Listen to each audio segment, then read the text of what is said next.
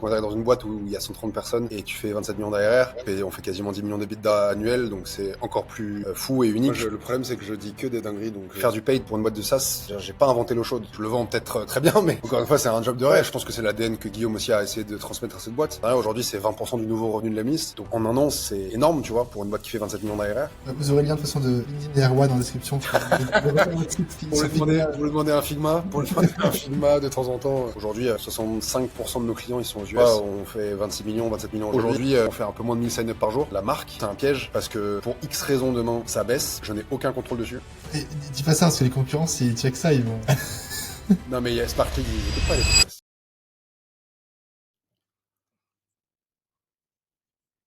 Les records parce que je les invitais qui ont dit genre des grosses dingueries et à la fin ils me disent écoute, c'est en vrai ça, faut le coter parce que je pense que ça passe pas publiquement, tu vois. Moi, le problème, c'est que je dis que des dingueries, donc sinon, le problème, c'est qu'on va tout cuter, quoi. C'est ça le problème.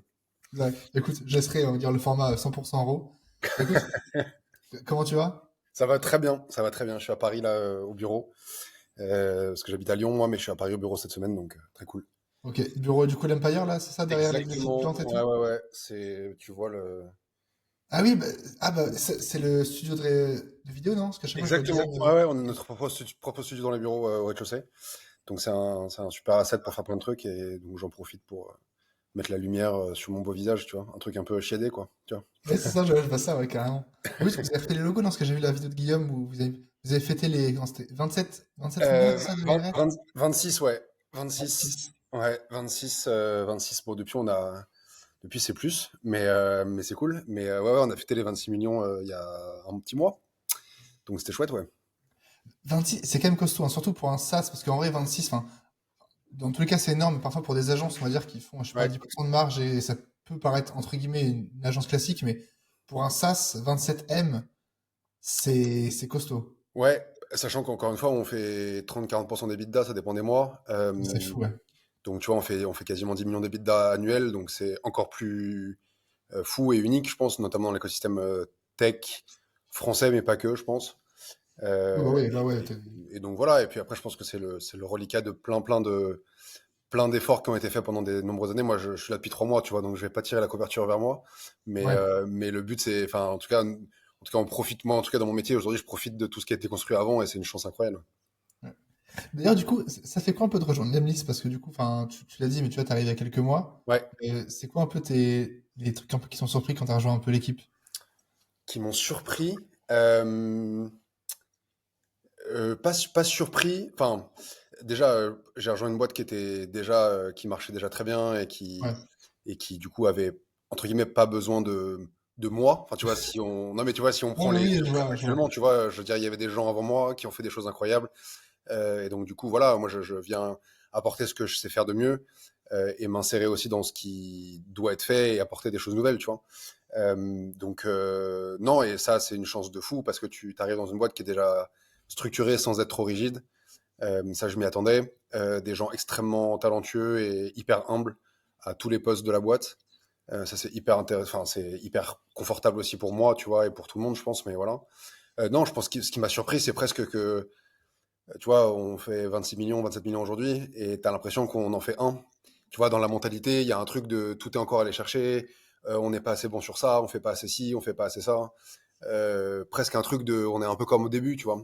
Et ça, c'est surprenant, mais c'est hyper agréable aussi, parce que du coup, tu peux te dire que quand tu es dans une boîte où il y a 130 personnes et tu fais 27 millions d'ARR, bon bah, ok, bon bah, soit on s'assoit sur ce qu'on a, soit on s'assoit pas et on se lève et on va chercher autre chose. Et j'ai découvert ça, enfin, je m'en attendais un petit peu encore une fois, mais j'ai ressenti ça et c'est hyper agréable parce que du coup, c'est hyper challengeant. Moi, j'ai connu des univers où j'arrivais, où j'étais deuxième, troisième, dixième employé, tu vois. Et donc, du coup, Ouais. bah, tu arrives dans des univers où tu dois beaucoup faire, de choses très différentes. Euh, et du coup, c'est incertain, en fait, comme contexte. Là, c'est absolument pas incertain, puisque du coup, ça marche déjà. Mais c'est incertain dans le bon sens du terme, dans le sens où tu as encore énormément de trucs à faire, à les tester, etc. Donc, franchement, enfin, je le vends peut-être très bien, mais encore une fois, c'est un job de rêve, tu vois. T'arrives dans des boîtes où tu as tout pour faire et on te laisse la liberté de le faire, donc c'est génial. Ouais. C'est vrai qu'en plus, pour te faire un petit peu un retour, tu vois, sur l'extérieur, sur de l'extérieur, c'est que Ouais. tu as comme l'impression, quand tu vois les locaux, les gens, et même, tu vois, en général, ultra quand même accessible, et on dirait que, tu vois, c'est une boîte qui fait quelques millions, tu vois, tu l'as Ouais. dit, tu vois, à chaque fois, j'ai beaucoup de clients, tu vois, que j'accompagne sur les listes, ils me disent tous, ah, j'ai parlé avec Erwan, ou alors j'ai parlé avec Grégoire, etc.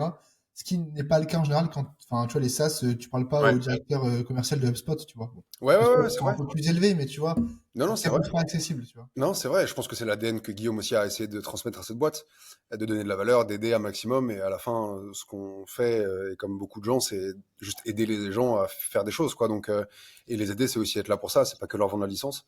Mais ouais, ouais, moi, j'y mets un point d'honneur parce que je pense que en étant accessible, c'est là où tu captes aussi le plus de valeur, le plus de feedback, le plus de choses que tu aurais pas vu toi parce que t'as pas les yeux partout. Et tu vois, on bosse beaucoup avec des agences partenaires, avec des gens qui Ouais. bossent avec nous, et c'est des gens qui sont hyper pertinent pour nous parce qu'ils nous donnent des insights sur leurs clients, sur le marché, sur plein de choses. Et ça, si t'es pas accessible, bah, tu te mets des œillères et tu as l'impression de faire des trucs bien alors qu'en fait, tu à côté de la plaque parce que tu t'écoutes pas en fait ce que le marché te dit et ce que tes clients te disent, tes partenaires te disent, quoi. Ouais, 100%. Bah, d'ailleurs, du coup, sur les dernières semaines, j'ai eu pas mal de clients qui m'ont parlé de toi parce que tu vois, comme tu as envoyé un petit message, parce que j'ai fait un lead magnet qui a bien marché, t'as un message, je me dis, ah bah écoute, c'est rigolo parce que hier, Erwan, il m'a parlé, etc. Bon, C'est ouais, rigolo. C'est genre comme si c'était du hasard, tu sais. C'est rigolo. c'est ça, fait. Attends, hasard de dingue, tu m'envoies un message, Erwan aussi. Bah oui, bah, Ouais, c'est le même hasard de poste. dingue, ouais. Ouais. Mais, actuellement, du coup, t'es entré directement en fonction ou là, t'es encore en train, tu vois, d'explorer un petit peu ton poste? Ah non, non, je suis rentré en fonction la première heure. Ok, Ouais, ouais, ouais, non, nice. non, c'est une volonté de ma part, mais c'est aussi une culture dans la boîte. De montrer rapidement des choses aussi et de faire des choses et d'avoir l'impact. Donc non, non, je suis pleinement dans mes fonctions plus que jamais. Mais ouais, ouais, non, non, j'ai pas trop attendu. Et bah, évidemment, il y a eu un onboarding pour bien comprendre ce qu'on a fait avant, surtout ce qui a marché, pas marché, ce qui est la stratégie d'un point de vue produit, d'un point de vue marketing, etc. Mais ensuite, non, non, on a mis les mains dedans tout de suite. Encore une fois, il y a de l'existant. Donc moi, j'ai eu des postes Ouais. avant, pas mal, où il n'y avait pas d'existant. Donc, bah, en fait, ton onboarding, c'est un peu toi qui le fais, puisque tu tentes des trucs, tu fais des trucs, tu vas là où ton instinct te dit d'aller. Là, il y a de l'existant, il y a des gens dans mon équipe, et donc, du coup, tu t'es obligé aussi, et c'est très bien, de déjà regarder l'existant, de voir ce qui peut être amélioré, de voir comment ça peut être monitoré, d'aider les gens qui font les channels aujourd'hui, et d'essayer d'apporter une expertise aussi quand tu peux. Donc, non, non, je suis pleinement rentré dedans, et tu vois, là, ça fait 3 mois et demi, 3 mois, ouais. Yes. Euh, et ça fait que ça fait 2 ans, mais, mais c'est chouette, enfin tu vois, c'est des bons sentiments. C'est pas, c'est intense, mais c'est intense comme j'aime, et c'est intense comme c'était prévu, donc c'est cool. Ouais, trop bien. Mais de toute façon, c'est vrai que j'ai quand même beaucoup de questions pour toi. En vrai, je pense que c'est un format, on va dire, très, Bien sûr, très avec plaisir. ouvert et honnête. C'est d'ailleurs ce qui a beaucoup plu quand j'ai fait ça avec Grégoire. On a un Ouais, peu parlé de tout. Alors lui, c'était vraiment Grégoire, c'est vraiment axé vraiment purement sales. ouais, On a vraiment parlé campagne, closing, etc. Mais ça a beaucoup plu. Et là, j'ai quand même pas mal de questions. Surtout qu'en plus, alors dehors, toi, tu as un poste différent parce que du coup, tu es head of growth, c'est ouais. ça? Concrètement, enfin, on en parlera plus tard, mais ça veut dire quoi le growth chez Lemlist? Parce que bon, growth, déjà, c'est un mot large. En plus, Ouais, chez Lemlist, où toute la culture est quand même vraiment axée growth, je me ouais. demande concrètement quelles sont tes missions. Et juste peut-être petit contexte pour les personnes qui ne te connaissaient pas. Il me semble qu'avant, tu avais du coup pas créé Folk, mais du coup, tu étais un des premiers employés de Non, non, Folk. j'ai pas créé Folk. Je suis arrivé cinquième employé. Ok, De la boîte, il y avait déjà sur la partie business, il y avait déjà Simo qui est le cofondateur yes. et Julie qui avait fait beaucoup beaucoup de choses avant que j'arrive. Mais en tout cas, moi, j'arrive 6 mois avant le lancement officiel pour m'occuper de toute la partie acquisition globalement, quoi. Ok, ok, trop bien.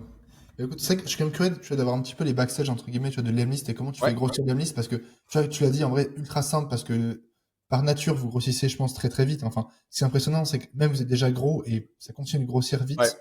Et après bon, il me semble que tu vois Guillaume en parlait, il y a quelques paliers mais là vous ouais, il y êtes a un plateau, ouais, en mode bien sûr. croissance. Mais tu vois genre comment tu fais pour de un, continuer ça, tu vois pour créer d'autres stratégies parce que tu vois le growth en vrai tu peux dire ok bon bah je poste sur LinkedIn etc vous êtes ultra avancé, tu vois, sur tous les Ouais, employés postes, etc.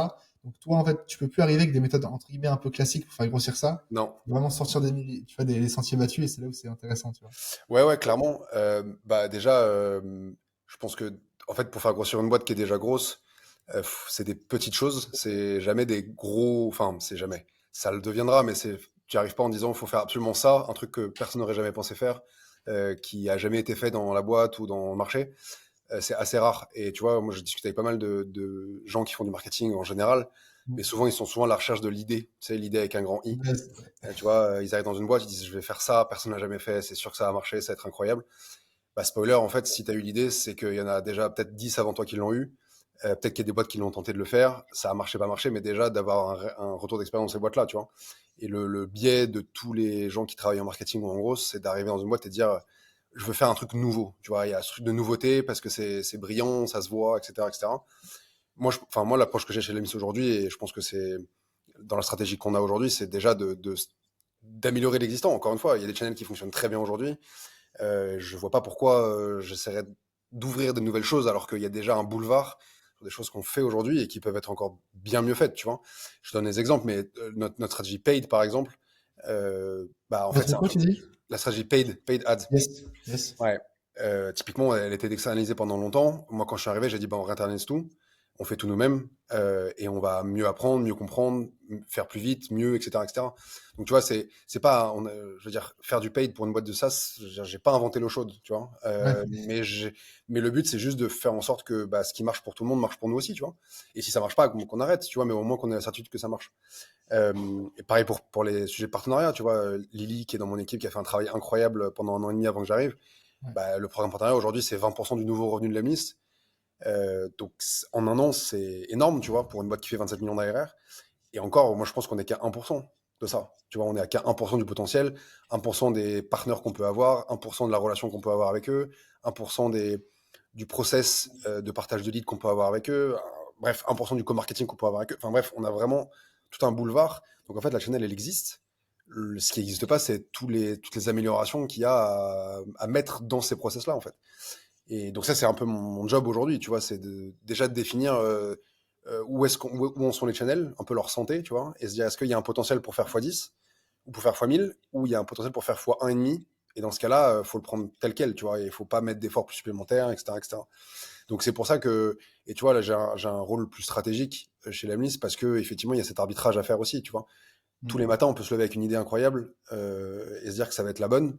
Le fait est qu'en ayant du focus, en ayant peu de sujets et de les faire très bien et de les faire en profondeur, c'est souvent ça qui fait bouger un peu les lignes, et notamment dans une boîte qui fait 28 millions d'ARR. Encore une fois, quand tu fais 500 000 euros d'ARR, tu peux tenter Tout plein de marche. Tout trucs. marche, ouais. Voilà, tout marche, tu vois. C'est-à-dire que tu peux tenter plein de trucs dans la journée, ça va peut-être marcher. Quand on fait 27, 28, il y a déjà quelque chose qui marche et t'as pas envie de te défocus sur un truc qui marche déjà, tu vois. Donc pour répondre à la question, comment est-ce qu'on fait grossir une boîte qui fait 27 millions? Déjà, on se repose sur l'existence, ça je viens de le dire. Ouais. Et après, il y a deux sujets. Il y a déjà d'aller chercher de nouveaux marchés. Aujourd'hui, 65% de nos clients, ils sont aux US. Le reste, c'est un marché français, un Que marché... aux US? Ouais, que aux US. Ah ouais, la vache, ok. Et pourtant, je vais redire la même chose, mais je pense qu'on est qu'à 1% de ce qu'on peut faire aux US. Ouais. C'est-à-dire qu'on ne parle pas américain, tu vois. En fait, on parle anglais, mais on ne parle pas américain dans le sens brand du terme. Tu vois, on n'a pas d'acquisition spécifique pour les US, on n'a pas de sales aux US, on n'a pas fait d'événements aux US, on n'a pas fait de podcast aux US. Enfin, tu vois, il y a toutes ces machines-là qu'on n'a pas mis en place, alors qu'on a quand même 65% de nos clients qui sont aux US, tu vois. Donc ça, c'est très chouette. Et du coup, on oriente beaucoup notre acquisition sur les US avec du coup des channels un peu spécifiques ou des adaptations de channels existantes. Il y a un peu le même sujet sur l'Allemagne, enfin sur le DACH en général, quoi, globalement, parce que c'est un marché qu'on n'a pas adressé et qui fait quand même 10% de notre revenu. Bon, Ok. opportunité, tu vois. On se dit, pourquoi pas y aller plus fort. Donc ça, c'est le nouveau marché. Et puis après, il y a globalement, nous, les deux gros sujets qu'on a chez Lemlist, c'est le changement d'ICP. Pendant longtemps, en tout cas Ouais. depuis la On en création de la parlait, ouais. boîte, on a plutôt attiré des fondateurs, des agences, voilà, globalement, en tout cas des petites boîtes. Aujourd'hui, on attire et on veut attirer des équipes sales matures. Quand je dis matures, c'est qui ont un process outbound huilé, qui fait partie d'une stratégie globale, qui n'est pas un coup d'essai, qui est intégré dans un CRM, avec des sales 5, 10, 15, 20 sales qui font des démos grâce à la outbound. Enfin, tu vois, c'est pas une stratégie coup d'essai. Et donc ça, c'est ce qu'on veut attirer et ce qu'on attire aujourd'hui. Et du coup, ça change un peu le paradigme aussi sur plein de channels. T'acquiers pas pareil cette ICP-là que celui d'avant. Et donc, du coup, moi, j'arrive à ce moment-là, en fait, là, depuis, ça fait 3, 4 mois, enfin plus, un peu plus 6 mois, que ce changement, il se fait. Et donc, du coup, on oriente aussi de cette channel-là sur notre nouvelle ICP, quoi. Voilà.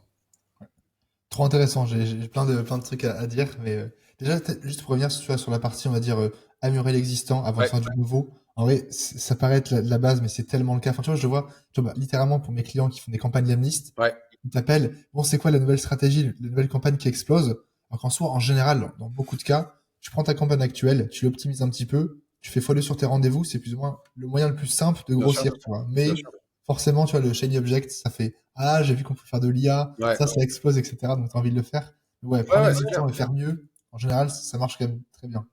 C'est sûr, et c'est une question aussi de persistance, quoi. Enfin, à un moment donné, tu vois, l'outbound, c'est un peu comme, je fais pas de comparatif là, mais tu vois, en fait, c'est un peu comme faire du sales en général, tu vois, c'est quand tu t'arrêtes à 2 follow-up, bah, il y a peu de chances quand même que quelqu'un te réponde ou quelqu'un boucle un meeting.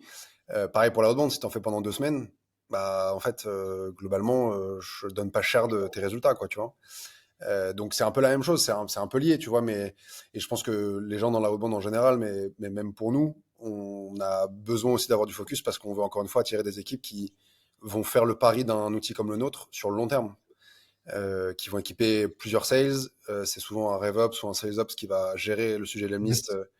dans la boîte. Il n'a pas du tout envie de changer d'outil dans 3 semaines. Ça demande beaucoup trop d'intégration, beaucoup trop de temps, beaucoup trop de connexions à payer, etc., etc., qui font que, bah, en fait, le tool qu'il choisit, il va le choisir pour de vrai. Du coup, les sales cycles sont un peu plus longs, sont plus techniques, mais on close des gens pour le long terme, quoi. Voilà. Ouais, 100%. Mais, et du coup, vous allez en faire quoi, entre guillemets, tu vois, de votre partie ICP de base, qui était, tu vois, comme tu as dit, les fondateurs d'agences, Ouais, etc. Parce que moi, du coup, c'est majoritairement les personnes que j'accompagne, parce que j'ai vu qu'en vrai, ils étaient en vrai un petit peu solo dans le sens, même ouais, si, en vrai, vous avez un contenu qui est juste fou, tu vois, sur la List Academy, mais quand même, en vrai, effectivement, tu vois, c'est ce que Grégoire disait, alors, c'est juste plus rentable pour vous et n'importe quelle boîte déjà mature cherche à aller toucher des grosses cibles, parce que du coup, ils vont dépenser des milliers d'euros, alors peut-être même beaucoup plus par ouais. an, et une fois qu'ils ont intégré l'Emlist et que ça tourne, quand tu as fait la connexion HubSpot et que tu es allé ultra loin, tu pars pas de l'Emlist parce que du Non, coup, tout est moins. intégré. Là où les fondateurs d'agence, bon, je fais 2 mois one shot. Si en fonction des résultats, je fais des pauses. Donc en vrai, je comprends que c'est pas ultra intéressant pour vous. Ouais. Vous allez quand même, on va dire, les intégrer dans votre stratégie, ou alors vous dites, OK, on laisse tourner sans trop chercher. On va pas aller recaler à l'entrée, hein. On est C'est ça. sympa. Sachant qu'aujourd'hui, enfin, tu vois, on se dit qu'on a choisi ICP, mais encore 60-70% de nos sign-up sont ces gens-là, en fait. Ouais. C'est pas une cible que, enfin, je pense que quand tu dis, quand je dis on change d'ICP, c'est pas on change tout d'un point de vue produit, d'un point de vue onboarding, etc. Pour ça, c'est juste que les efforts qu'on fait supplémentaires sont tournés vers cette nouvelle audience. Donc non, non, ces gens-là, on va toujours continuer de les servir et de bien les servir. Le fait est qu'il faut les rendre les plus autonomes possible. Donc l'académie fait partie de ce sujet-là. On a aussi des sujets d'onboarding avec un nouvel agent IA, notamment dans le produit, qui va leur permettre Nice. en tout cas, d'avoir une valeur perçue plus rapide entre le moment où ils vont sign up et le moment où ils vont lancer une première campagne. Parce que souvent, quand tu es seul, c'est compliqué en tout cas, quand tu es seul et que tu n'es pas forcément expert du sujet, c'est compliqué d'avoir une première campagne live. Il y a un setup technique, il y a trouver une audience, il y a trouver tes leads, il y a les enrichir, il y a créer une campagne qui performe, etc., etc. Donc ça, on va essayer de les rendre plus autonomes là-dessus. Ça, c'est d'un point de vue produit. Et d'un point de vue acquisition, globalement, aujourd'hui, c'est de l'acquisition assez organique, en fait, cette cible-là. Ouais, c'est bon. Donc c'est chouette parce que c'est une acquisition sur laquelle on ne paye pas. Alors c'est pas qu'on n'a pas fait d'efforts, parce qu'au contraire, je pense que l'Elmis a fait énormément d'efforts pour acquérir cette audience-là aujourd'hui. Mais c'est plus c'est un peu une conséquence, tu vois, de tout ce qu'on a fait, enfin de tout ce qu'a fait l'Elmis pendant des années. Et donc ces gens-là, ils continuent de venir naturellement. Le fait est que aujourd'hui, c'est des gens qui churnent plus que les autres. C'est des gens qui demandent plus de support que les autres. C'est des gens qui ont des campagnes qui performent moins, mais parce qu'en même temps, ils ont moins d'expertise, ils sont moins accompagnés, etc., etc. Donc c'est un vrai enjeu. C'est un vrai enjeu, mais en tout cas, l'autonomie, ça fait partie du sujet. C'est de les rendre les plus autonomes possible et de faire en sorte qu'ils comprennent que le produit peut s'adapter à leur usage comme à un usage d'équipe commerciale mature. Le fait est que nous, on aimerait que plutôt les équipes commerciales matures comprennent que c'est un intérêt pour eux. Mais il y a encore plein de gens, et c'est très bien, et c'est une très bonne chose, qui testent l'Emlist aussi ils sont freelance, tu vois, l'autre fois, je discutais avec une pâtissière, tu vois, et j'ai pris ce call-là parce que, ouais, mais parce que c'est hyper important pour moi, parce que c'est des gens aussi que tu sers, et c'est des gens qui te font du feedback qui est pas classique, tu vois, ils ont pas des questions API, HubSpot, etc., etc. Ils ont juste des questions de, est-ce que je mets une virgule là, ou est-ce que je lui dis que je le rappelle demain, ou tu vois, et ça, c'est des trucs très, très simples, entre guillemets, mais c'est des choses qu'on oublie parfois, nous, tu vois, on fait l'outbound depuis des années, on est dans des boîtes à outbound, etc., donc on se dit que pour tout le monde, c'est limpide, tu vois. Et donc, du coup, on construit le produit comme ça, on construit le marketing comme ça. Et quand tu parles des gens comme ça, qui en fait sont la majorité, très clairement, tu te rappelles en fait que il faut éduquer différemment, il y a des mots que tu utilises différemment, etc. etc. Donc, non, non, c'est hyper, hyper important. Et donc, encore une fois, non, non, on va servir ces gens-là, on va bien les servir. C'est juste qu'on va pas faire d'efforts spécifiques d'acquisition pour aller les chercher. Par contre, on va faciliter leur onboarding et on va faciliter leur usage de la mise à fond. Ouais, 100%. Tu sais, juste avant toi, du coup, j'avais un rendez-vous avec un diamantaire et j'ai failli Ok. annuler les rendez-vous parce que, enfin, moi, je fais un accompagnement à la mise sur 2 3 mois. Enfin, pour Ouais, l'instant, c'est mon offre et je suis là. Ah, mais un diamantaire, enfin, qu'est-ce que je vais faire ouais, avec lui? au final, bon, je vais pas raconter sa vie, mais effectivement, il a un usage de l'Emlist qui est un peu, on va dire, dévié du truc principal, mais Ouais, je bien pense sûr. que ça peut lui faire gagner beaucoup, beaucoup d'argent et du coup, je pense qu'on va bosser ensemble Bah, si trop je vais bien. là-dessus. Mais c'est vrai que t'es là, ah, en fait, même en diamantaire, etc. Donc, même si nous, on est un peu dans la niche Adborn, etc., tu vois, API, comment tu vas très, Ouais. très loin. En vrai, c'est quand même l'outil le plus simple, on va dire, pour débuter. Mais effectivement, les gens, en général, sont parfois un peu déçus dans le sens, si on leur promet que l'Emlist, ça va régler tous leurs problèmes, ils Non. arrivent sur l'outil, même s'il est simple et il y a beaucoup de contenu, faut quand même être un peu accompagné ou alors avoir un peu de base, on va dire, pour le gérer parce que uniquement seul, c'est compliqué d'avoir des très bons résultats, quoi. Bah, bien sûr. Et tu vois, la fois, je sais plus qui disait que le marché de la vente, c'était un marché de niche. Je suis pas tout à fait d'accord, parce qu'en fait, le spectre Ouais, entre les gens très experts et les gens qui commencent, il est hyper large. ouais, Il est 100%. hyper large. Et du coup, aujourd'hui, il y a très peu d'outils qui arrivent à servir ces deux pans-là du marché. Et je pense que l'EMIS en fait partie. Euh, Parce que le produit a beaucoup évolué, parce qu'il a été conçu à la base plutôt pour le marché, en tout cas pas expert et pas technique, etc., etc. On est en train d'aller vers cette cible-là avec un produit qui est différent, etc., etc. Et du coup, on s'adapte encore beaucoup aux des besoins plus basiques. Et ça, c'est très rare. Et en fait, c'est aussi une question d'image de marque pour nous. Je pense que ce que Guillaume aussi et l'Emlist au sens large a voulu transmettre pendant toutes ces années, c'est aussi d'aider, en fait, aider, donner de la valeur. Ouais, Et 100%. moi, je suis très content de bosser dans une boîte qui, tu vois, autorise de sign up avec un Gmail, par exemple. Tu vois, ça paraît con, tu vois, mais Non, ça c'est paraît vrai que, con, mais il y a beaucoup de boîtes qui se posent la question. Et quand j'ai posé la question chez l'Emlist, on m'a dit, mais c'est parce qu'on veut que n'importe qui puisse utiliser l'Emlist. Je dis, bon, bah, ok, ça fait du sens, tu vois. Ça fait du sens. Moi, ça me fait chier d'un point de vue conversion, évidemment. Mais, mais, mais par contre, ça fait beaucoup de sens, tu vois. Ça fait beaucoup de sens. Et je suis très content que des étudiants utilisent l'Emlist. Je suis très content que des pâtissiers utilisent l'Emlist. Et comme je suis très content que des équipes de 40 sales avec 3 RevOps utilisent l'Emlist, tu vois. Et plus content d'être pour cela, ouais. ouais, je suis très content pour cela. Je suis très content.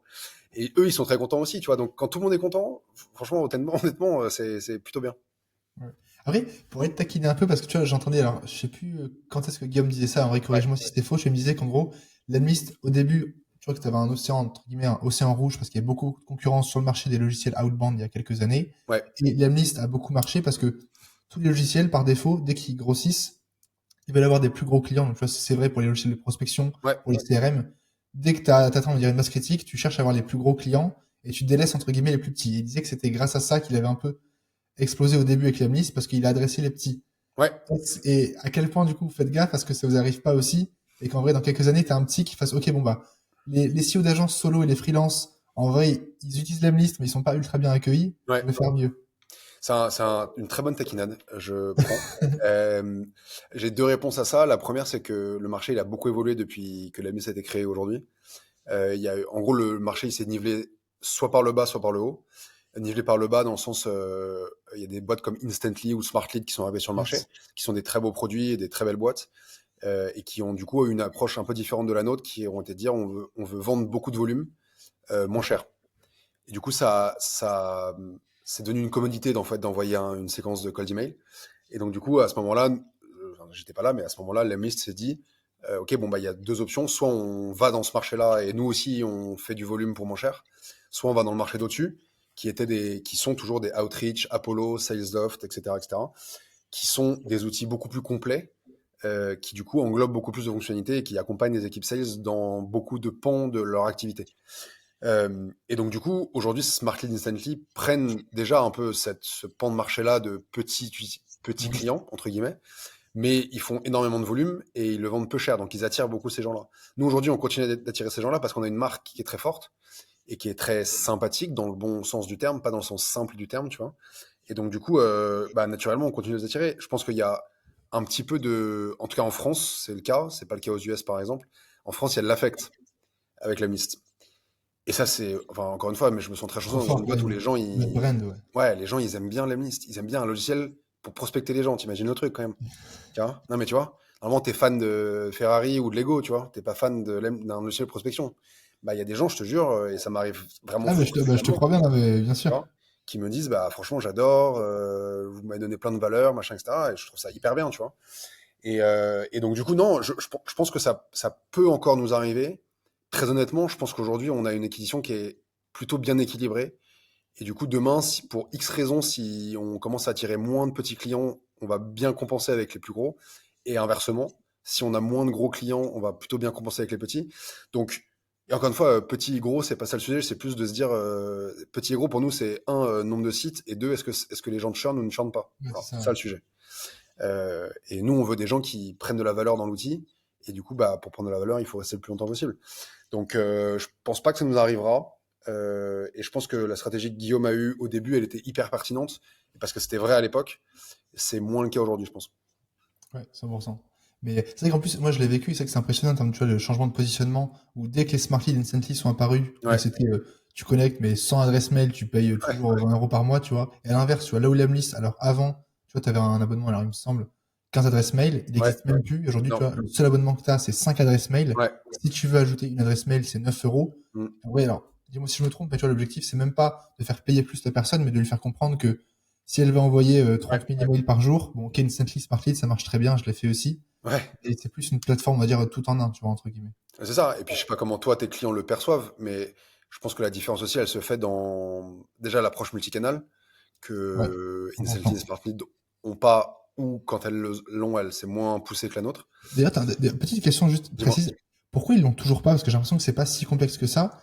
Tout le monde veut du Smart Lead, enfin du LinkedIn, tu vois, sur Instantly et Smart Ouais, Lead. Ça ouais, fait des années. Ils ouais. disent, ouais, ça sort bientôt. Pourquoi ils l'ont pas? Genre, je comprends pas. Je travaille pas encore, j'ai pas fait le, tu sais, le gate deal, je sais pas Oui, quoi, ok, là. je J'ai pas vois. encore fait ça. C'est une bonne stratégie d'acquisition, ça d'ailleurs.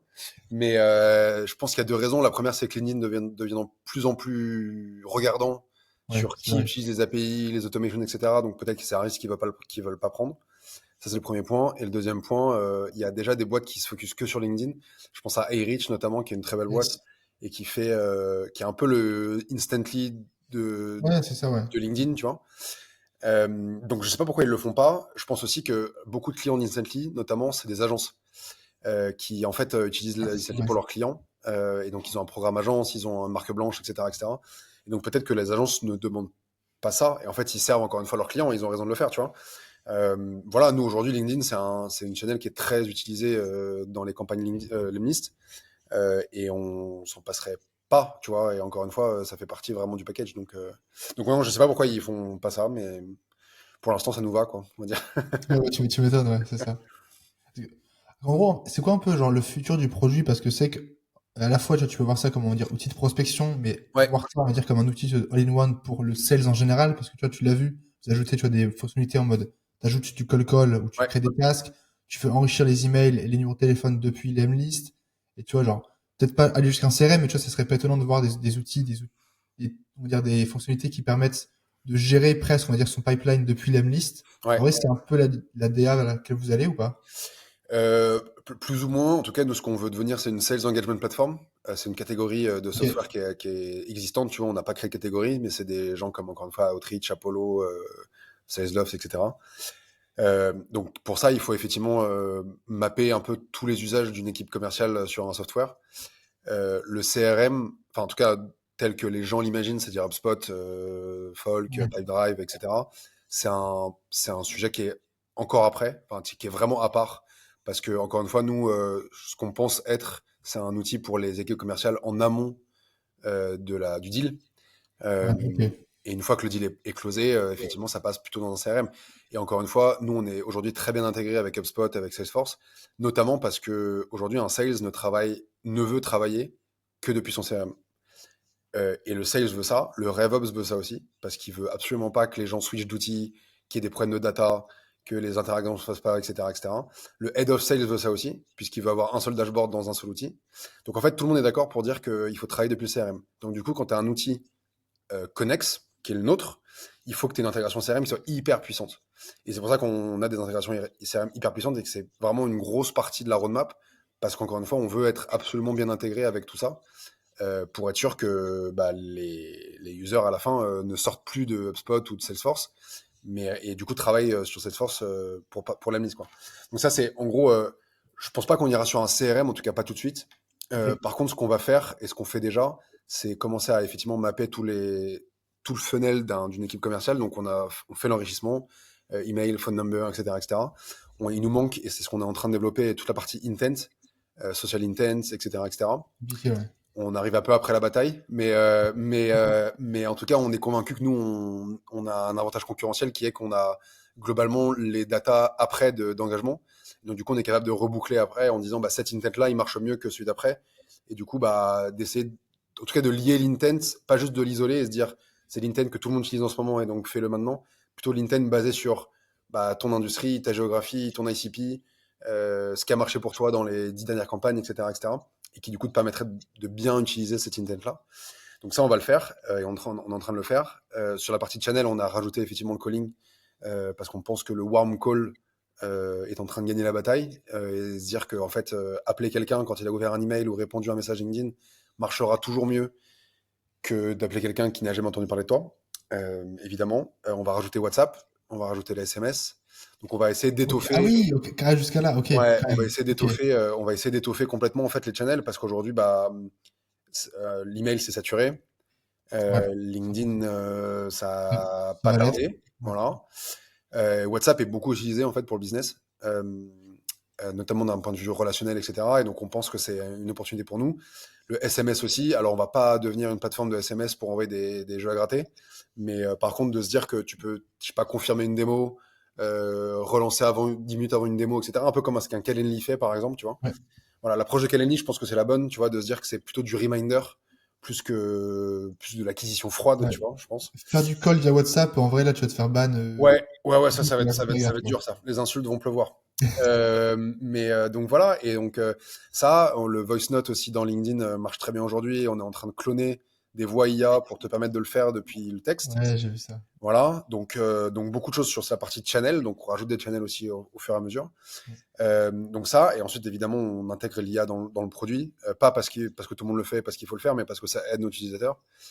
Donc avec trois gros sujets. Un, l'onboarding, quand je parlais tout à l'heure, de faire en sorte qu'on ait un agent IA qui te permette de réduire le temps entre ton sign-up et la première campagne live. Aujourd'hui, les gens qui utilisent l'agent IA qui est en bêta, ils mettent moins de 4 minutes, tu vois, entre Trop bien. sign-up Ouais. et lancer une campagne avec 50 leads dedans, quoi. Et les campagnes sont performantes, évidemment, puisque sinon c'est pas trop intéressant. Donc ça, on va commencer aussi à rajouter un peu de coaching. Nous, on ne croit pas du tout à l'IA qui remplace le sales ou l'IA qui remplace la outbound en général. On croit plutôt à une aide IA pour les meilleurs commerciaux et qui les aide à être plus productifs, à faire en sorte qu'ils soient les plus pertinents possibles aussi et qu'ils aient le maximum de contexte.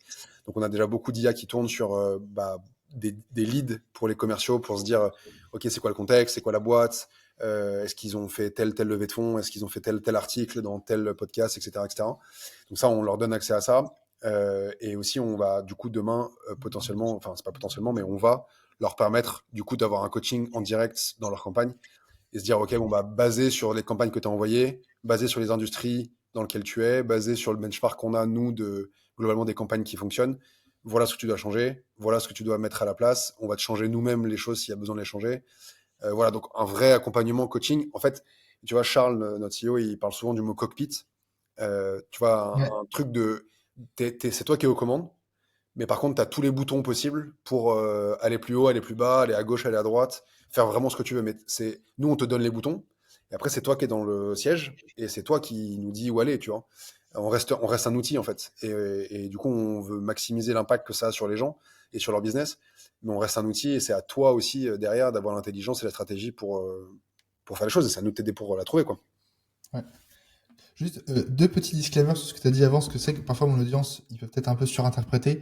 Le fait que connecter, on dirait la liste à ton CRM, ça marche extrêmement bien et c'est ce que les équipes veulent. Ouais, C'est en général pertinent, enfin dis-moi si je me trompe, pour des grosses équipes. Je oui, vois parfois de petites agences ou même des gens solo qui veulent tout connecter à leur CRM. oui. Ils le font, ça casse tout, ils ont un CRM qui Mais finit par je exploser. parle, je parle à ma nouvelle audience. Je parle à ma nouvelle audience, c'est pour ça. Oui, c'est ça, exactement. Mais en tout cas, voilà. Si vous n'avez pas, on va dire, 5 sales full dans votre équipe, pas besoin de connecter, pas besoin de gérer votre liste depuis votre CRM. Non, Ça, c'est non. qu'une perte de temps en général. Ouais, Et oui, et l'autre détail, c'est du coup le warm call. Peut-être que les ouais, gens savent pas forcément ce que c'est. Call call, c'est à l'ancienne où t'appelais, tu te prenais des portes parce que la personne ne te connaissait pas. ouais, Aujourd'hui, en fait, ce qui est beaucoup plus simple, et d'ailleurs, ce que je pense, enfin, on va exploser, et je pense que tu es d'accord avec ça, ouais. c'est que tu appelles uniquement, par exemple, les personnes qui ont ouvert de tes emails ou alors Oui, qui ont vu tes messages LinkedIn. oui, Et c'est genre 1000 fois plus simple. Même si la personne n'est pas intéressée, elle a déjà vu ta photo, ton nom, elle sait au moins ce que tu veux un petit peu, ouais. et ton accroche est toute faite parce que tu dis, bon, bah, j'ai vu que vous avez ouvert, est-ce qu'on peut en parler? Et donc, ça, et d'ailleurs, je pense qu'il y a plus grand monde qui fait du call call pur. Bah, Alors, figure-toi que si. Si, ouais, figure-toi que si. Après, je pense qu'il l'appelle encore call call alors que factuellement, ouais, ça l'est pas. Tu vois, typiquement, je me suis fait call call hier ok, d'un gars qui me dit, enfin, ça m'arrive tous les jours, hein, mais tu vois, et avant je décrochais moins, maintenant je réponds toujours. Et je prends ok, toujours 5 minutes, tu vois, minimum. ouais. Genre, Minimum, ah ouais, attends, ah ouais, t'es ouais, je courageux. prends, non, non, mais je prends, bah, c'est clairement, je parle à mon ICP, tu vois. Oui, Euh, c'est vrai. donc, ah ok, comment t'as trouvé mon contact? Ok, c'est quoi ton intent? Ah ok, truc, tu vois. Donc j'essaie de creuser. Du coup, lui, il est un peu saoulé parce qu'il voulait juste closer une démo. Et moi, je lui ai fait une user research, tu vois, il était pas prêt. Mais, et tu vois, lui, par exemple, il a leverage il a vu qu'on faisait des webinars sur une plateforme X. Il m'a appelé en disant, je sais que vous avez fait des webinars sur une plateforme X, je vends la plateforme Y. Ça peut être Ok, pertinent parce c'est que vrai. Ouais, ABCD, tu vois. Alors lui, il va te dire que c'est du call call. Moi, je considère pas ça comme du call call dans le ouais, sens où il a déjà un intent qui est identifié et sur lequel il se base. S'il m'appelle et il me dit, est-ce que vous faites des webinars? Là, c'est du call call. Tu vois, ouais. c'est plus ça la différence, je pense. Donc, c'est juste une question de wording. Mais en vrai, beaucoup de gens maintenant font du warm call sans le savoir, quoi. Ouais, c'est ça, ouais, 100%, ouais. Et peut-être juste pour avoir un peu une idée, on va dire, de l'acquisition en général sur la liste, alors peut-être pas Ouais, les chiffres exacts, mais en général, même si, comme du coup, tu vois, vous avez une marque qui est très connue, c'est compliqué, tu vois, d'attribuer en mode, ça c'est grâce au SEO, ça c'est ouais, grâce au paid, parce que je pense que n'importe quel, tu vois, ton ICP, ils ont déjà vu l'Emlist, ne serait-ce qu'avec Guillaume, avec bien sûr. une publication, c'est compliqué, mais quand même, est-ce que tu as, genre, en termes de pourcentage, tu vois, de comment ça se répartit tes canaux d'acquisition sur Ouais, des grandes lignes? ouais, bien sûr. On a une attribution qui est assez, je pense, qui est juste. Enfin, pas juste en Ok, termes d'exactitude, mais juste en termes de complexité versus ouais, lisibilité. d'accord, je vois. Euh, moi, pour l'anecdote, juste avant que j'arrive chez Lemlist, Guillaume il fait un podcast où il dit je crois pas en l'attribution, c'est de la Oui, merde, j'avais, c'est de la merde, j'avais vu. les boîtes qui passent du temps là-dessus, etc., etc. Moi, je venais d'une boîte ou des boîtes avant où on était matrixé par l'attribution et on buildait des trucs de zinzin pour attribuer un sign-up, tu vois.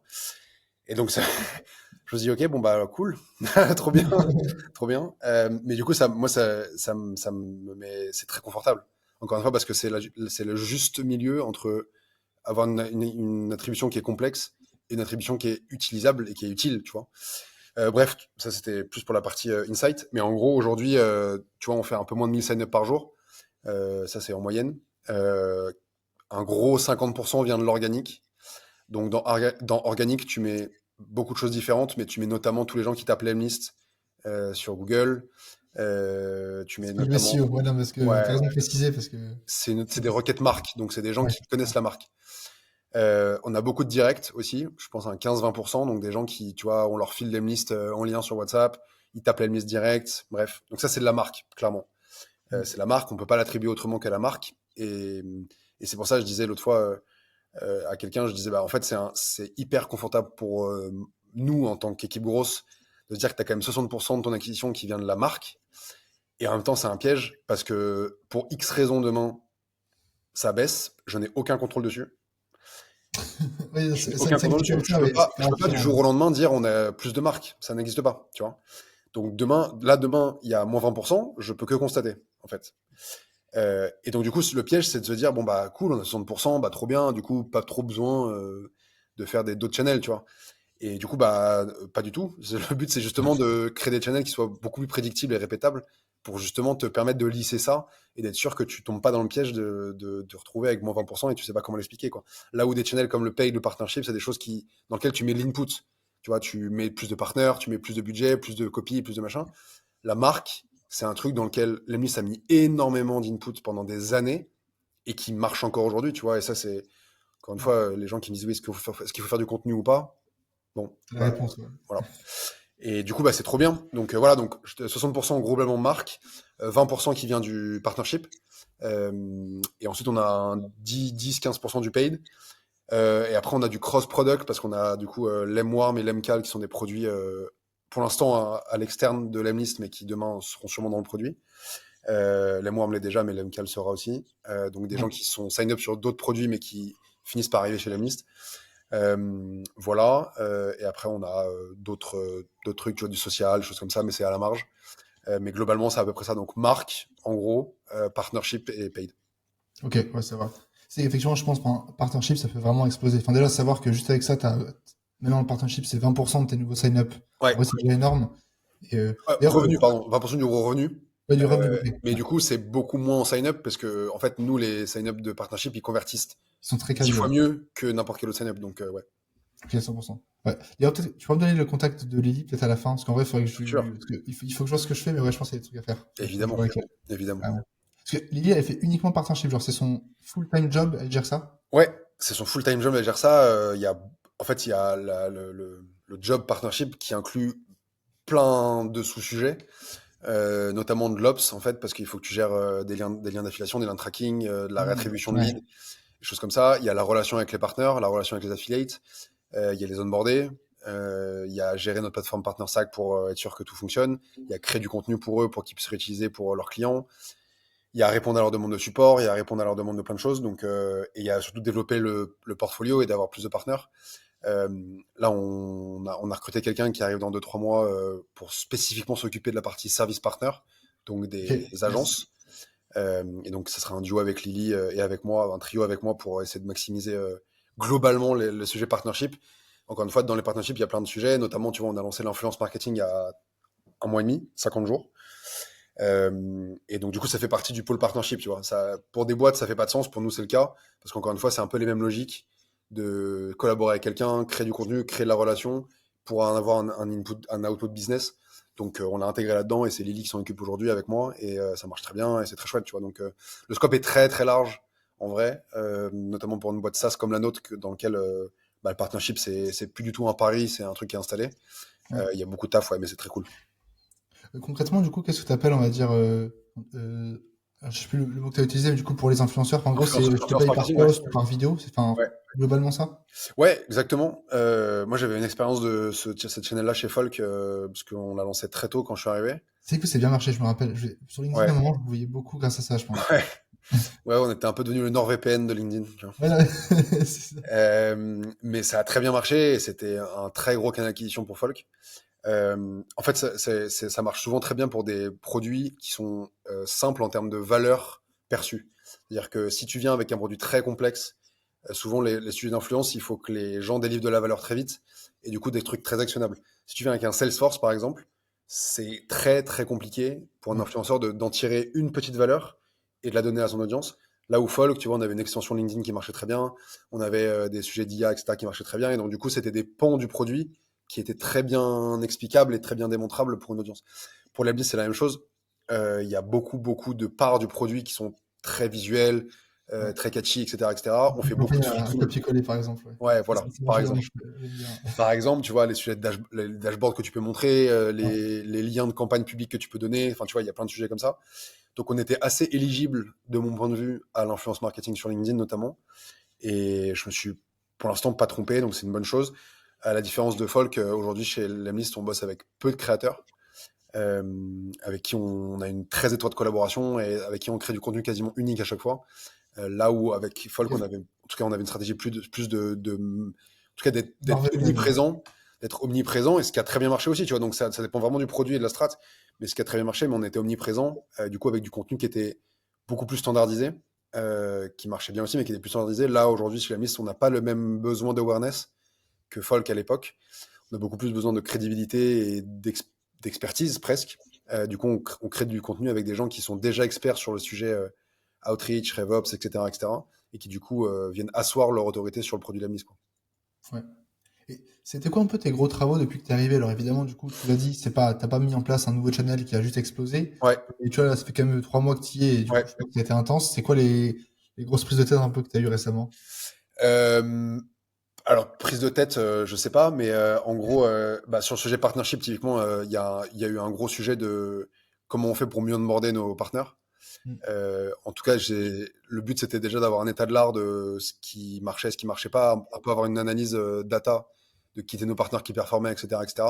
Et basé là-dessus, tu vois, de revoir un peu le process d'onboarding, parce que, encore une fois, beaucoup de choses se jouent à l'onboarding pour un partenaire, et il a besoin d'être parfaitement dans les bonnes conditions pour pouvoir promouvoir les listes. Donc, tu sais, il y avait un gros sujet là-dessus.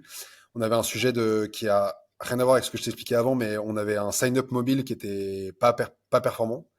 C'est-à-dire qu'aujourd'hui, quand tu es sur mobile et que tu veux sign up sur l'Emlist, Ouais. enfin avant, pardon, tu te retrouvais à laisser un email et tu devais finir sur le desktop. tu tirais aucune valeur, tu pouvais pas utiliser le produit sur le mobile, etc., etc. Sachant que c'était quand même entre 15 et 20% de notre trafic, Quand même, ok. qui est énorme, tu vois. Ce qui est énorme, et c'est le même problème pour tous les SaaS. Ils ont du trafic mobile, ils savent pas quoi en faire parce que personne peut utiliser un SaaS sur un mobile. Et donc, du coup, on a revu l'expérience mobile. Et donc, aujourd'hui, tu peux déjà tirer la valeur du sign-up en mobile. Tu laisses ton nom de domaine, on te sort un ICP, on te sort une campagne et on te sort 10 leads. Et tu peux les récupérer directement sur ton email qu'on t'envoie dans la foulée. Voilà. Grâce à l'IA, du coup, ça. Exactement, ouais. Sympa, ok. Et donc ça, du coup, ça, tu vois, ça, bah, du coup, on est passé, par exemple, tu vois, je te donne un chiffre très précis, mais on est passé de 0,6 de conversion entre trafic et free trial Ouais. à 2,9 en Ah un oui, donc mois, là, c'est tu du, vois. ouais. Ouais, fois beaucoup, j'ai pas calculé. Fois 4, fois 4, Fois ça. beaucoup, tu vois. Donc c'est chouette, tu vois, et ça fait qu'un mois et c'est une première version. Donc voilà, sur le paid, bah, je t'ai dit, on a tout réinternisé, donc bah, il a fallu tout restructurer, faire nous-mêmes les copies, revoir les campagnes, les budgets, l'attribution, le tracking, etc. Donc ça, c'était un gros morceau. Il Juste, y avait quand tu dis paid, jusqu'à où tu fais des campagnes paid? Parce qu'en mode, truc un peu classique quand t'as un SaaS, c'est du coup tes concurrents, Ouais, tu payes pour être plus ou moins alternative à Smartlead, ouais. etc. D'ailleurs, je sais pas si vous le faites. En tout cas, les autres Ça le font dépend, sur ouais, vous, ça pour dépend être sur quel honnête. marché, ça dépend sur quel mot-clé, mais oui, ça arrive, ouais. Mais en gros, c'est principalement ça, votre stratégie paid, c'est uniquement du SEA, en général? Non, ouais, c'est SEA sur Ok. Google, c'est sur Search, mais en gros, on capte plusieurs intents. On capte un intent très feature-oriented. Donc, en gros, des gens qui tapent cold email de plateforme, LinkedIn Ok. automation, etc., etc., donc qui sont à la recherche d'un outil qui fait ce qu'on fait. Donc, ça, on capte cette demande-là. Et du coup, on la capte sur l'ensemble de nos sets de features, donc le calling, l'enrichissement, etc., etc. Ça, c'est pour tous les marchés géographiques. On capte évidemment la marque, l'Emlist, l'Emwarm, l'Emcal, etc., etc. Et du coup, après, oui, on capte les recherches compétiteurs. Je dévoile pas un secret de polichinelle comme si tout le monde allait être outré. Tout le monde le fait. Et ça fait partie des sujets. Et nous, tout le monde bite sur notre marque et nous, on bite sur les autres. C'est partie du sujet. Donc, le but, c'est en tout cas de capter une demande qui soit pertinente. Tu ne bites pas sur tous tes compétiteurs de la même façon Ouais, bien sûr. parce que tu estimes que c'est pas la même qualité de lead. Donc, oui, beaucoup de ça. Et ensuite, globalement, ouais, c'est globalement ça. Donc, feature, brand et compétiteur. Ok. D'ailleurs, c'est vrai que tu as parlé un peu de feature et de produits. En vrai, c'est une question peut-être un peu trop deep, plus axée produit. Donc, je sais même pas si tu peux me donner une réponse. Mais comment vous déterminez si vous faites une feature au sein de l'Emlist ou si vous Ouais, faites un outil à part? Parce que tu vois, par exemple, typiquement l'Emworm, c'est un outil à part qui est. ouais, Alors, normalement, du coup, pour ceux qui savent pas, tu as autant de place l'Emworm offerte, à part si tu prends l'abonnement, on va dire, supérieur. ouais, Vous êtes les seuls à le faire et les autres, on va dire, ils intègrent leur warm-up, donc leur chauffe des emails à leur ouais, outil. Tu vois, pareil pour l'Emcal, tu aurais pu dire, OK, en vrai, c'est juste un bouton pour créer un rendez-vous. On va pas faire un logiciel à part. mm, Alors que tu vois, l'enrichissement, tu aurais pu faire un outil à part qui est juste ouais, enrichi les emails. Comment tu arrives à déterminer quel truc va être intégré nativement dans l'Emlist et quelle chose va avoir son branding, son nom et son SaaS, on va dire, à part? ouais. Effectivement, c'est pas une question Compliqué, trop. hein. Non, mais Non, non, non, compliqué non, comme pas du tout. question, Non, non, hein. c'est pas une question trop deep. Mais du coup, ça ouvre l'invitation pour Kevin, Head of Product, pour ton prochain Allez. podcast, tu vois. Comme ça, tu auras la triplette. Mais, enfin, je réponds pas à sa place, mais je pense que globalement, aujourd'hui, la volonté de l'Emlist, c'est quand même d'avoir un seul et même outil qui fait l'ensemble des features qu'on veut vendre. Déjà pour une question de distribution, pour nous, Ouais. c'est beaucoup plus simple. Enfin, en tout cas, c'est beaucoup plus cohérent de vendre une solution bah, dans ton acquisition, pour tes sales, etc., que de vendre plusieurs solutions qui potentiellement ont des funnels d'acquisition différentes, etc., etc. Ça, c'est le premier point. Et le deuxième point, je pense que ça va dans le sens de l'histoire, de ce qu'on veut construire, et en tout cas de l'ICP qu'on veut targeter aussi. Des équipes sales matures de 30-40 reps, ils s'amusent pas à avoir 14 outils différents Ouais, c'est pour sûr. globalement faire ce que fait Apollo ou Outreach ou autre, tu vois. Donc en fait, aujourd'hui, les gens se recentrent plus en termes d'outils, et notamment les équipes plus structurées, elles ont besoin d'avoir, en fait, elles buildent beaucoup de choses autour d'un seul et même outil qui est souvent le CRM.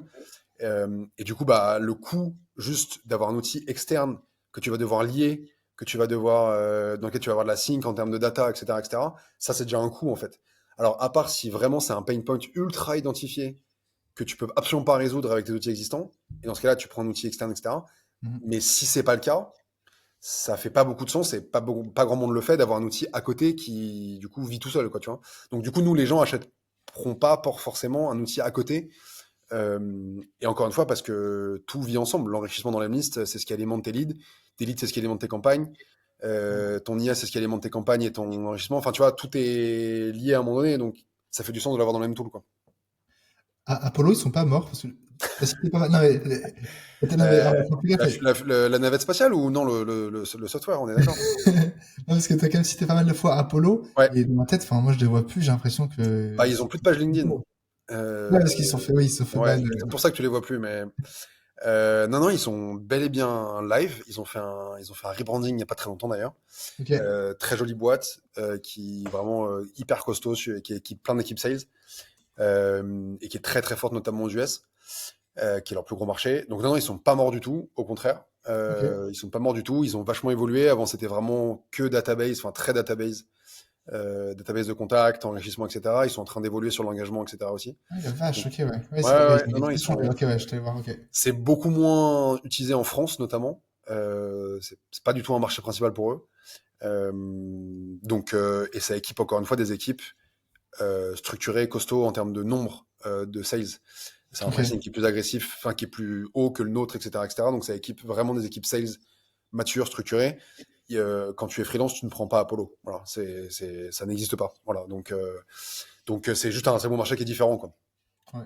Sales, en plus, ils se vendent bien, c'est l'IA plateforme Sales IA, Ça, si t'as forcément. pas IA dans ton H1 maintenant, je sais pas qui bosse au marketing, quoi, tu vois. Bientôt, vous aurez de la mise pour AI ou pas? Bientôt Non, dans non, le non, domaine. je pense pas. Non, je pense pas.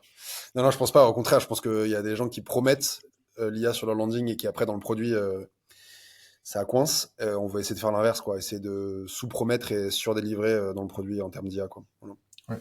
C'est vrai que, alors, de toute façon, je ne m'y connais pas trop en produit, mais c'est vrai que c'est quand même compliqué vraiment d'intégrer l'IA concrètement à un produit, parce que tu vois, je me posais la question récemment tu vois, avec un pote, Ouais, à part les LLM que tout le monde utilise, tu as peu d'outils qui ont intégré l'IA que tu utilises tous les jours. Tu vois, moi, il n'y a pas beaucoup d'outils où j'utilise vraiment, alors peut-être un rigueur Notion, tu vois, un petit peu, qui ont une ouais, bonne IA. Mais à part ça, c'est compliqué d'avoir une IA qui est vraiment pertinente, tu vois. Là, vous, je pense que vous pouvez facilement faire une IA qui est vraiment pertinente si, tu vois, c'est en mode coaching, campagne, ouais. etc.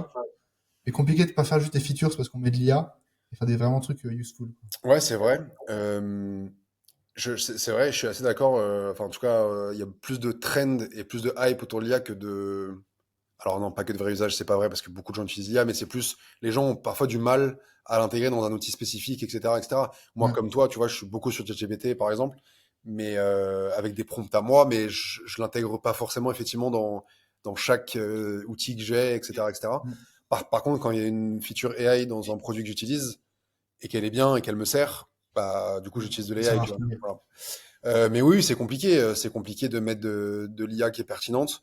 Encore une fois, je pense que c'est un peu tu vois, je pense que c'est un peu le sens du sort de la tech au sens large, c'est que plus la tech va être puissante, plus elle va disparaître, dans le sens où elle va s'effacer derrière l'usage, etc., etc.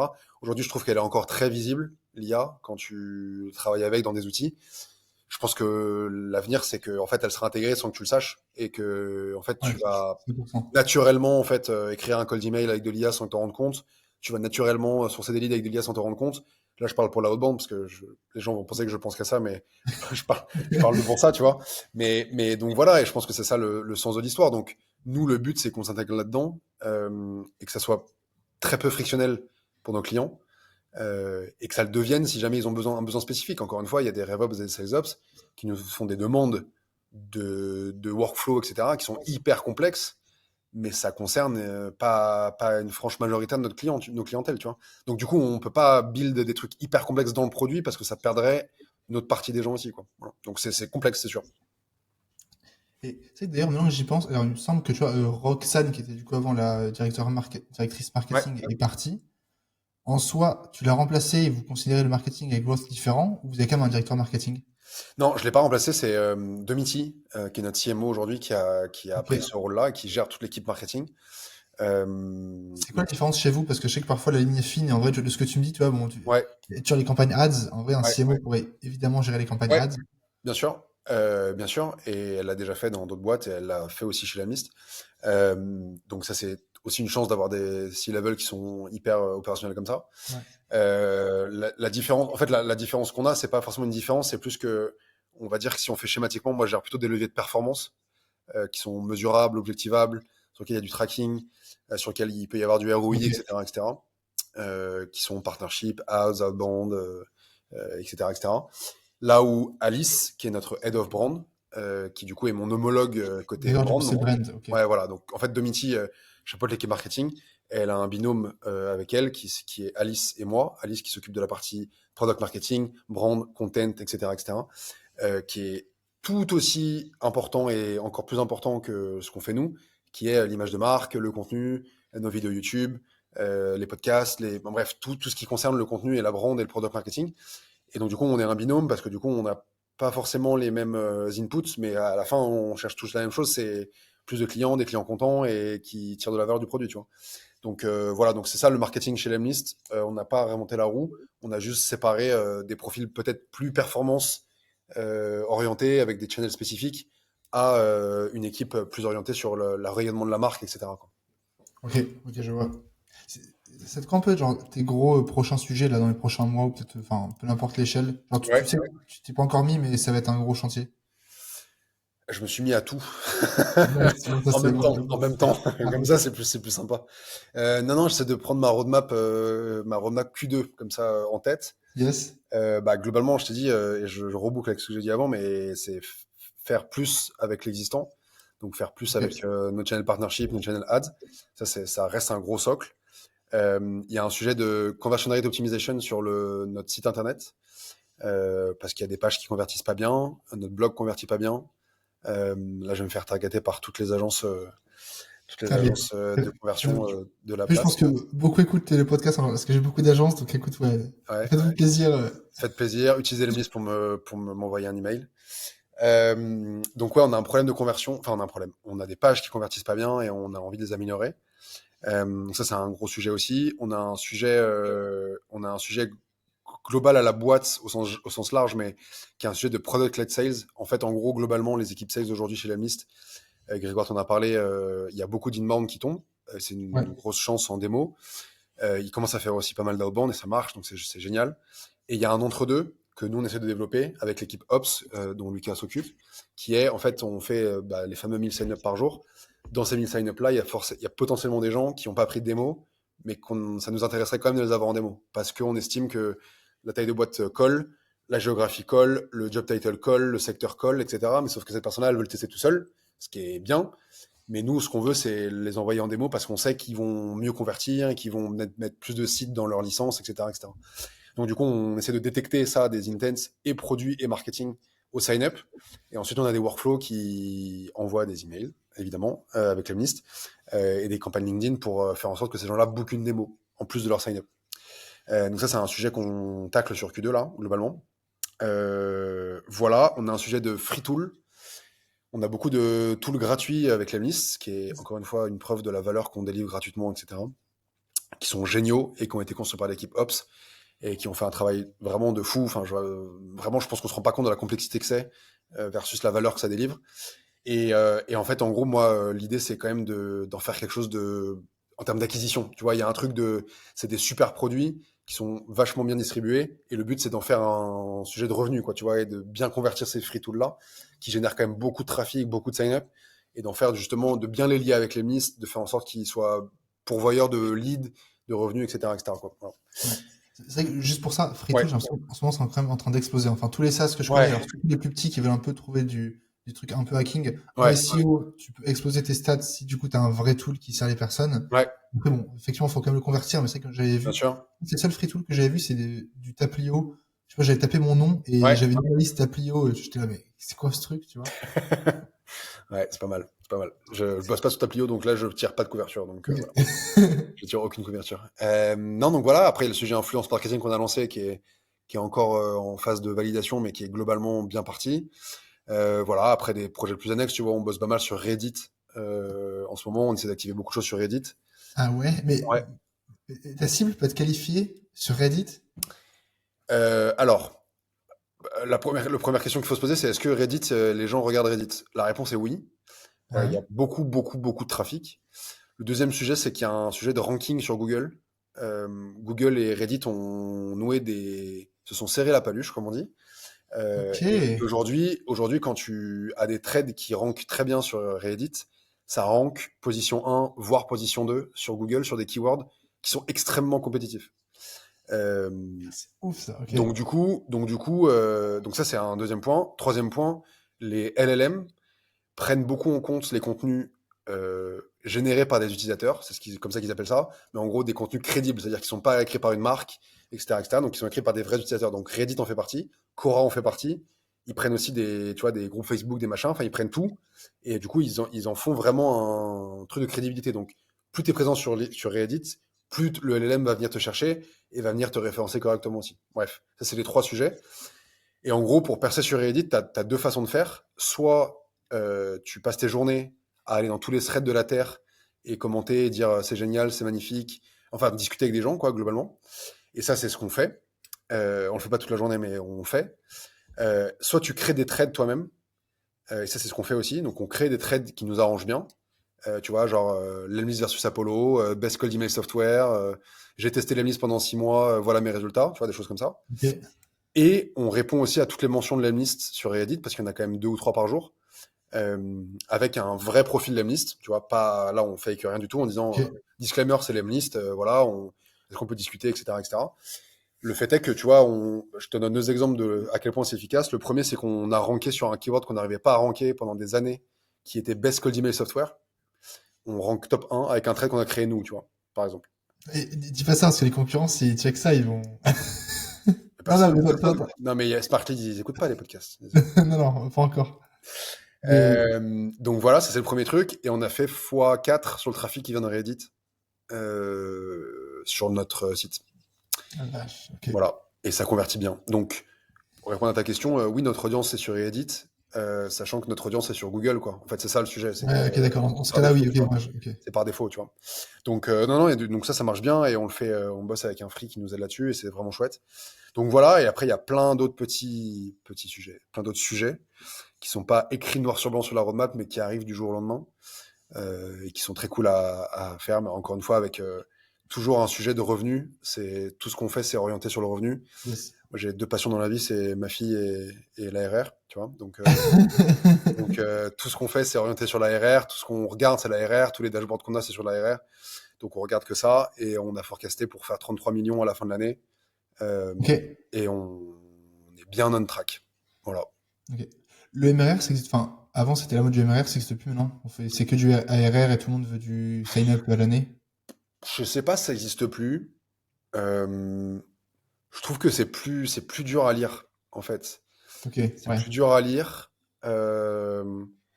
Et ça prend pas en compte, en fait, enfin, je sais pas, il y a un truc de LTV qui moi me pose un problème quand même de quand tu regardes du MRR, tu regardes un instant T.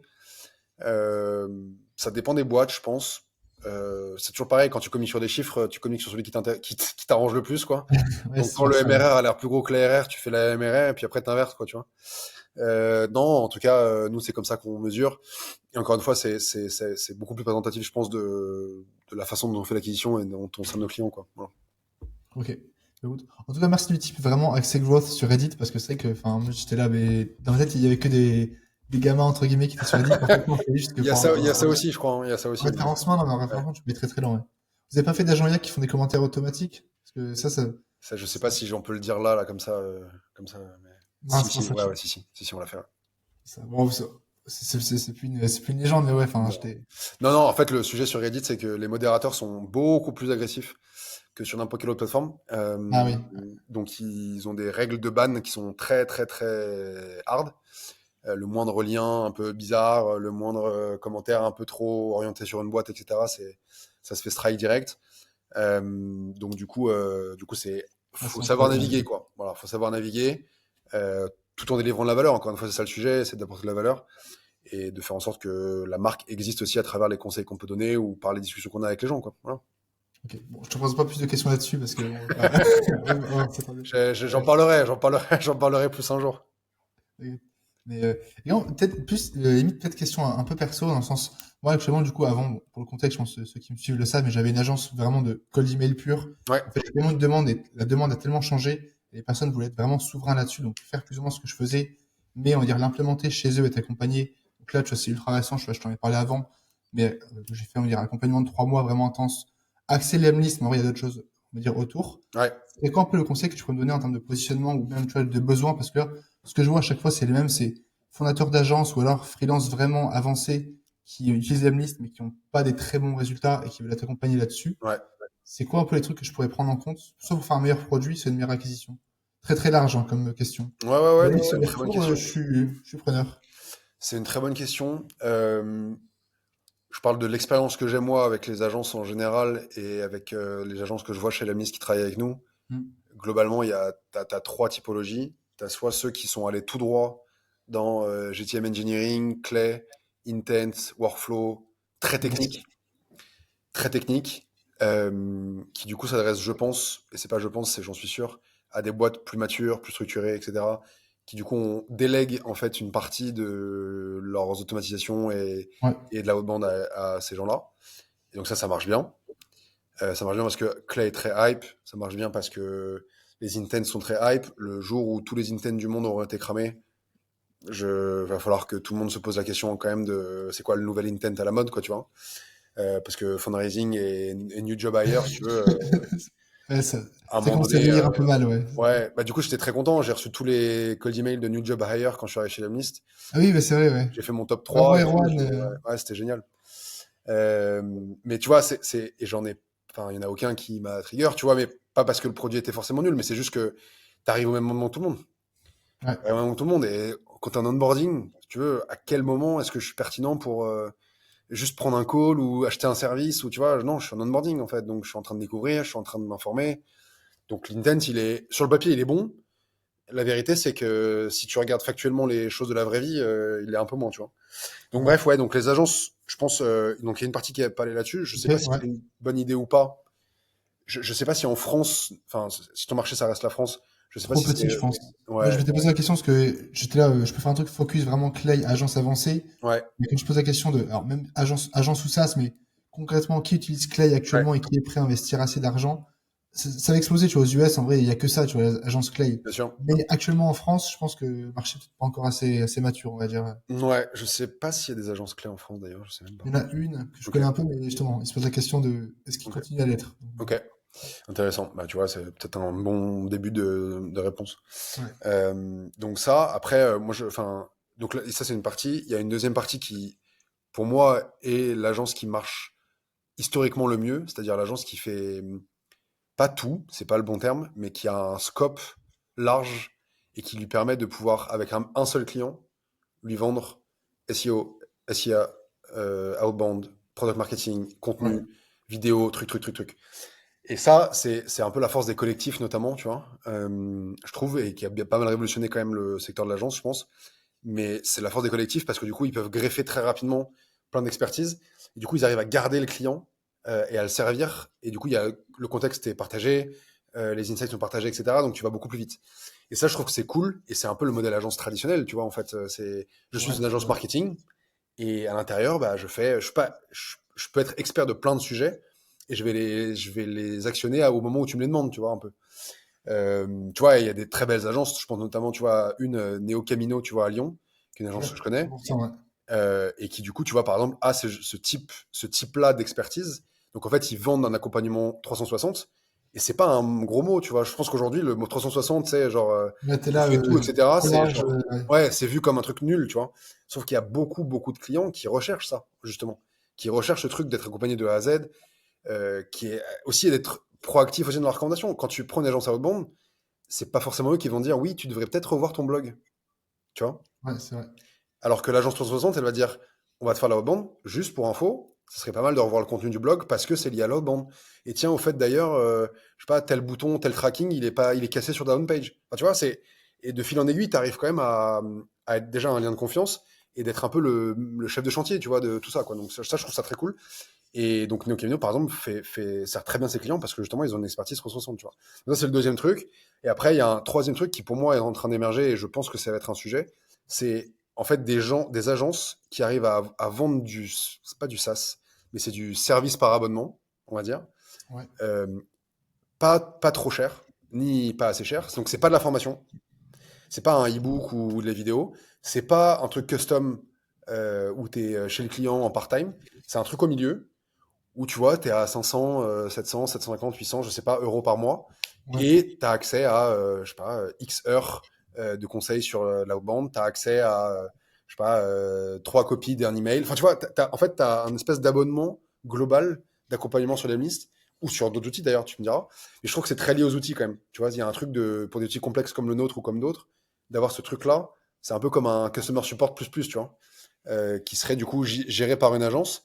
Euh, Parce que je pense qu'il y a plein d'outils aujourd'hui qui seraient prêts, limite à faire des partenariats ou créer des agences. Je suis en train de parler pour moi-même, hein, tu me diras, mais qui seraient prêts, tu vois, à avoir ce genre de truc-là, parce que c'est un intérêt pour nous, parce que globalement, ça permet de fidéliser aussi les clients, et voilà. Et c'est un intérêt pour les agences, parce qu'on a un flot de leads et de clients qui ne s'arrêtera pas, tu vois. Donc en fait, demain, on peut quasiment, comment dire, assurer à une agence qui montrait un service un peu comme ça pour un outil, bah 10, 20, 30, 50 leads par mois, par année, enfin j'en sais rien, tu vois, mais on est déjà capable de lui dire, voilà ton business plan sur 4 ans, tu vois, quasiment, tu vois. Donc je vois un peu ça aussi, pour répondre à ta question, je pense que ça dépend vraiment de qui sont tes clients aujourd'hui, est-ce que tu es prêt à faire pour eux, etc. Et aussi de l'expertise que tu as toi et avec qui tu peux bosser, en tout cas t'entourer. Mais, euh, mais je pense que l'agence a des beaux jours devant elle, tu vois, enfin le modèle en tout cas, parce qu'il y a plein de choses qu'on pourrait inventer et c'est très chouette. Ok, ultra intéressant. Bah, écoute, ouais, on parlera, mais ouais, je pense qu'on peut faire des choses. Alors moi, pour le contexte, c'est pas une agence que justement, je veux rester solopreneur et je pense qu'il y a Ouais, beaucoup de choses à faire là-dessus. Mais tu vois, comme tu as dit, enfin là, actuellement, c'est ce que je suis en train de construire, à voir quelle forme ça prend. Mais tu vois, une partie done for you, done with you et do it yourself, tu vois, je prends ouais, pas un mélange des trois, ouais, abonnement ou pas, tu vois, mais tu l'as dit, genre, surtout avec Lemlist, tu peux faire des campagnes à copier-coller. Ça, déjà, merci, vous êtes presque le seul à le faire. Après, enfin, c'est un régal, tu vois, genre, c'est tellement simple de faire ça bien et tu dis, sûr. tu copies cette campagne, je te montre comment optimiser telle chose et pour cette stratégie, on se fait un call ensemble. Ouais, Je pense que c'est un peu le futur, tu vois, entre le, complètement. il n'y a plus d'agence done for you ou alors de formation, je te vends ça 200 euros, je Ouais. te fais les ads.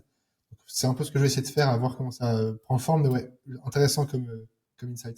Après, tu vois, enfin, je sais pas, toi aujourd'hui, tes clients, ils te parlent que pour la haute bande ou tu sens dans la discussion, ils ont aussi d'autres problématiques que tu pourrais adresser? Bah, c'est ça, au début, j'étais là, ok, vas-y, focus outbound. Moi, Ouais. je suis connu en cold email et les gens veulent l'emlist. Et en fait, là, rapidement, avec tu vois, les clients que j'accompagne, en fait, tu as rapidement setting LinkedIn qui s'est mis en place, Ok, contenu LinkedIn qui s'est mis en place en B2B parce qu'en soi, c'est ultra lié. Tu bien vois, sûr. t'as plein de mini-campagnes aujourd'hui, social warming, social selling, etc. Presque, c'est un peu lié. Ouais, Donc là, j'ai intégré la partie vraiment plus stratégie de contenu LinkedIn, B2B, etc. ok. Je pense qu'après, j'ai pas envie d'aller trop loin parce qu'après, c'est quoi les autres étapes? C'est ads, SEO, ça, j'ai pas envie Ouais, d'être dans le sujet, mais tu vois, enfin, organique outbound sur LinkedIn en B2B, je pense déjà c'est plus global. ouais. Mais tu as raison sur le fait que les gens au final veulent un truc en général plus ou moins tout fait, tu vois, 360.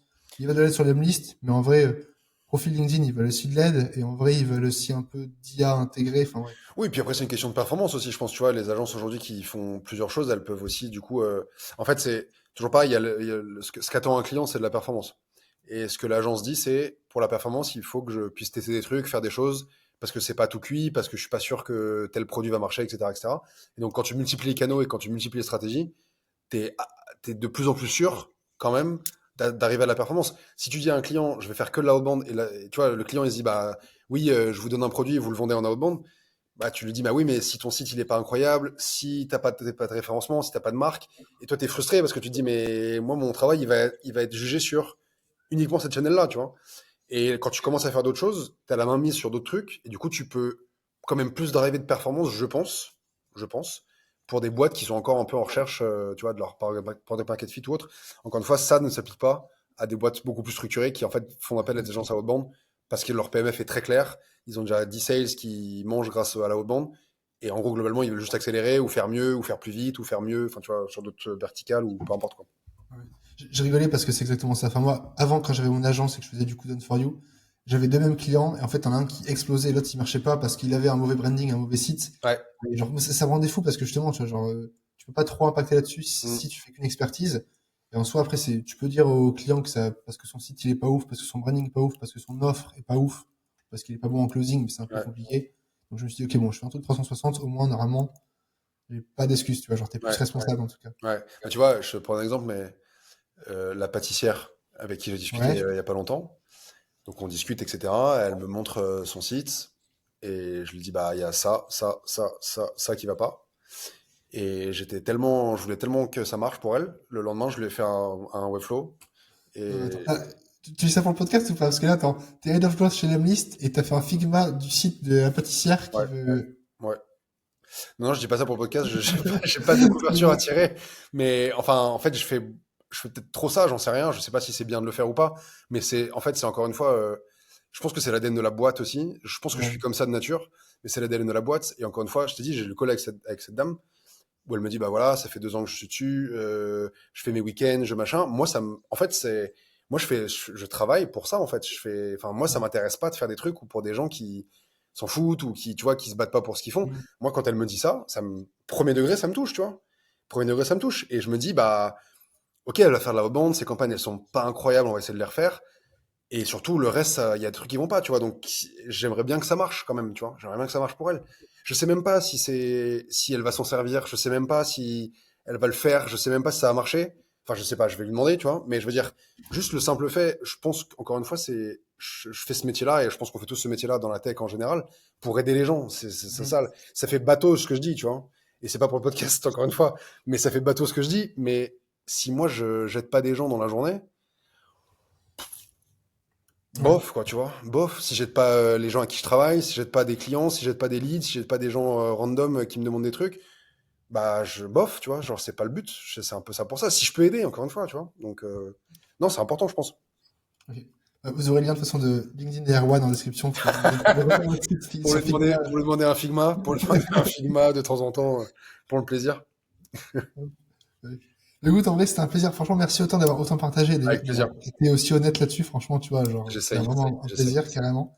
Qu'est-ce qu'on peut du coup te souhaiter? Alors, déjà, toi, en perso, tu vois, ou lié à l'analyse dans les prochains mois.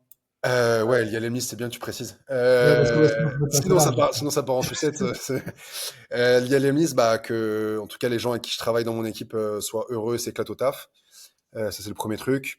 Le deuxième truc, que la personne qui nous rejoigne aussi s'intègre bien à cette équipe-là et s'éclate aussi autant que nous. Voilà, qu'on fasse 33 millions d'ARR et plus si affinité. Euh, et qu'on s'amuse. Franchement, qu'on s'amuse et qu'on continue à avoir des projets de fou qu'on lance en 3 jours parce que ça nous fait kiffer et que, voilà, et que ça continue à marcher. Donc, non, non, c'est ça qui est mon pomme sauté, ouais, clairement. T'as les équipes ou pas dans la partie growth? Ou t'es tout seul Ouais, encore? on Ouais. est, donc il y a Lily qui s'occupe de la partie partnership et Nico Ok. qui s'occupe de la partie paid, tracking, analytics et plein d'autres sujets. Et on a recruté Julia qui arrive pour s'occuper de la partie service partnership. Donc on sera 3 plus moi 4 à partir de la rentrée. Voilà. Ok, nickel. Écoute, franchement, merci beaucoup. De toute Je façon, t'en vous prie, avez le Valentin, avec lien plaisir. du d'Erwan, vous avez tous mes liens en description également. Peut-être je te demanderai du coup peut-être les contacts de Kevin ou Lily à avoir en Bien sûr. perso pour faire du contenu. Est-ce que tu vas faire c'est le jeu de cette famille un peu? Tu vas faire tous Bah, les pans de service de la boîte? Kevin, j'aimerais bien, surtout qu'en plus, on se connaît un peu, parce qu'on a Ouais, le même alcool, etc., mais on trop s'est bien. pas en parlé depuis. Lui, c'est vraiment pur produit, hein, c'est ça? Ouais, ouais, complètement. Et il est très, très, très, très fort. Et je pense que tu peux apprendre plein de trucs et pour ton audience aussi. Ouais. Ok, 100%. Bah, écoute, nickel. Franchement, Erwan, merci beaucoup. Tu Avec repasses plaisir. quand tu vas à 33 M de ARR, tu nous expliques comment t'as fait. Et puis, Il voilà. faut que je note des trucs alors, ouais. Putain.